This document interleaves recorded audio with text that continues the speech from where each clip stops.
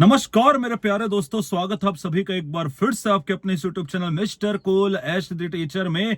शिक्षा विभाग की छोटी से छोटी खबर, बड़ी से बड़ी खबर और तैयारी के लिए आप केवल एक ही चैनल पर भरोसा कर सकते हैं, वो है आपका अपना mister cool Ash the teacher. तो अगर है चैनल पर नए तो चैनल को सब्सक्राइब करके बेल आइकन जरूर दबा दीजिएगा। तो दोस्तों, थंबनेल देख करके तो आप समझ ही गए होंगे कि आज की हमारी चर्चा आखिरकार किस बारे में होने वाली है। जी हाँ दोस्तों, 11,000 शिक्षक हो रहे हैं अतिशेष। तो ऐसे में बहुत सारे लोगों का यह प्रश्न आ रहा था कि सर, क्या छत्तीसगढ़ शिक्षक भर्ती वास्तविकता में होगी? क्या 5,000 पद वास्तविकता में आने वाले हैं? इसके अलावा माननीय शिक्षा सचिव जी ने सारे प्रश्नों का दिया है जवाब युक्तियुक्तकरण की प्रक्रिया को लेकर के।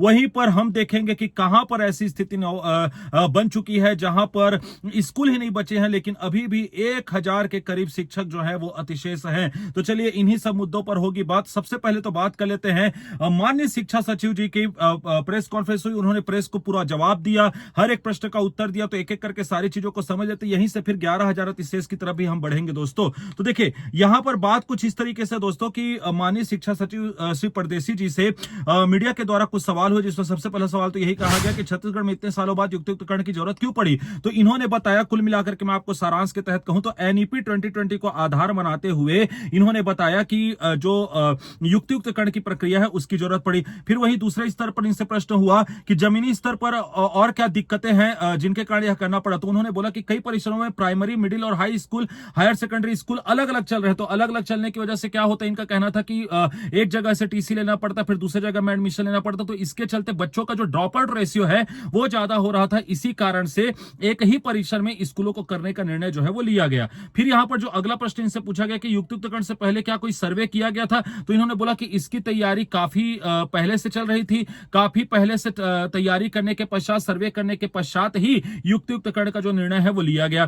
फिर इनसे पूछा गया कि क्या कोई और विकल्प नहीं था। तो इन्होंने बोला नहीं, लोगों की मांग थी कि शिक्षक उपलब्ध कराया जाए, शहर में ज्यादा शिक्षक है तो वहीं गांव में कम शिक्षक है, इसके लिए युक्तियुक्तकरण ही एकमात्र विकल्प था, ये इनका कहना है।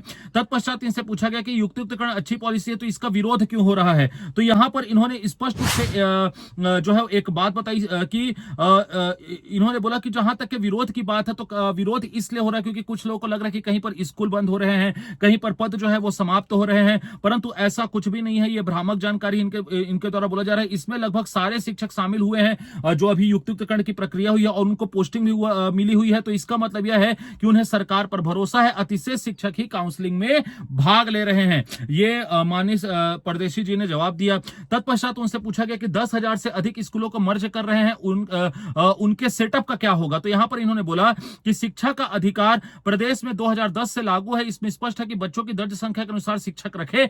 आरटीई केंद्रीय कानून है, इसे मानना हर राज्य का दायित्व है, हम उसी कानून का पालन कर रहे हैं, अभी कोई भी पद समाप्त नहीं किया गया है। ये अंडरलाइन करने वाली बात है दोस्तों, यहां पर स्पष्ट रूप से इन्होंने बोला है कि कोई भी पद समाप्त नहीं किया गया है, शिक्षक के अधिकार अधिनियम का बस पालन यहां पर किया जा रहा है।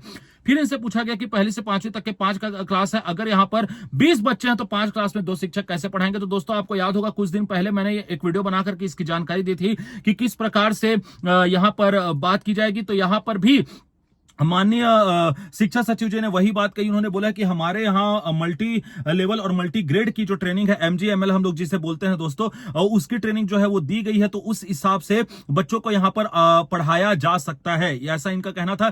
फिर यहाँ पर अब आ जाता है अगला सवाल कि देश के अन्य राज्यों में शिक्षक के युक्तियुक्तकरण का फॉर्मूला और हमारा फॉर्मूला क्या अलग या समान है। तो उन्होंने बोला कि नहीं, सभी राज्यों में लगभग एक जैसा ही फॉर्मूला चलता है। और एट लास्ट फिर इनसे पूछा गया दोस्तों कि अतिशेष शिक्षकों की संख्या कितनी है, और यहीं पर माननीय शिक्षा सचिव श्री सिद्धार्थ कोमल परदेसी जी ने बताया कि 11,000 से अधिक शिक्षकों की पदस्थापना की गई है। और भी जिलों की जानकारी सामने आएगी, रायपुर, बिलासपुर में बड़ी संख्या में अतिशेष शिक्षक है। तो इनका यहां पर यही कहना है कि लगभग 11,000 के करीब छत्तीसगढ़ में शिक्षक जो हैं वो अतिशेष है दोस्तों। तो इससे हमको एक मोटा मोटा आंकड़ा पता चल जाता है कि इस काउंसलिंग की प्रक्रिया में लगभग 11,000 शिक्षकों ने भाग लिया है। तो ये ये हुई दोस्तों आज की जो माननीय शिक्षा सचिव की जो प्रेस कॉन्फ्रेंस हुई, जो उन्होंने प्रेस के सवालों का जो जवाब दिया वो। वहीं पर मैं आपको बता दूं कि यहीं पर जो सरगुजा संभाग है वहां पर स्थिति क्या बनी हुई है दोस्तों, मैं आपको बता दूं कि 1000 से अधिक शिक्षक यहां पर अतिशेष हैं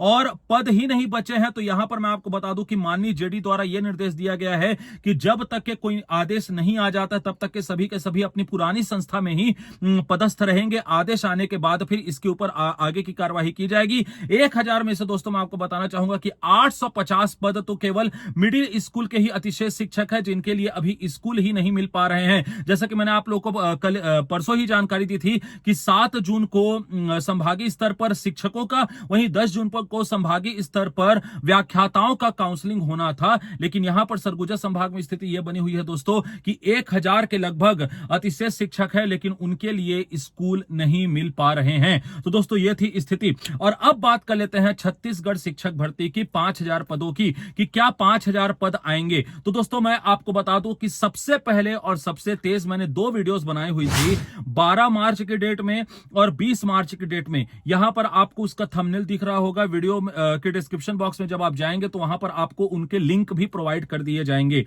उसमें मैंने आपको बताया था कि अभी मार्च की स्थिति में ही ये कंडीशन थी कि 56,601 पद जो हैं वो रिक्त थे शिक्षा विभाग में। इन 56,601 पदों के रिक्त होने की पुष्टि जो है वो की गई थी। इसमें तो आप उस वीडियो को जाकर के देखेंगे तो आपको पूरा का पूरा क्लियर हो जाएगा कि वर्ग 1 में कितने पद खाली थे, वर्ग 2 में कितने पद खाली थे, वर्ग 3 में कितने पद खाली थे।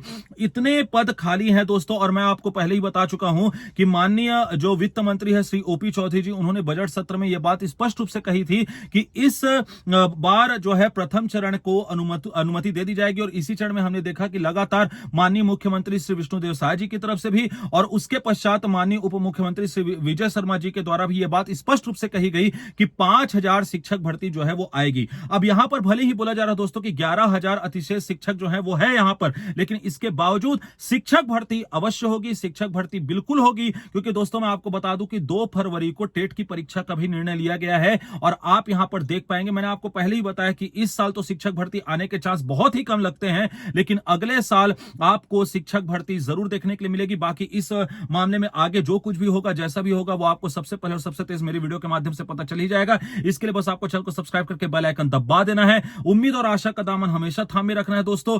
इसके अलावा टेलीग्राम चैनल को जाकर के जरूर ज्वाइन कर लेना है। अपनी किसी प्रकार की क्वेरीज को शांत करने के लिए मुझे इंस्टाग्राम पर जरूर फॉलो कर लीजिएगा। मैं मिलूंगा आपसे नेक्स्ट वीडियो में, तब तक के लिए आप अपना और अपने लोगों का बहुत अच्छे से रखिएगा ख्याल। धन्यवाद।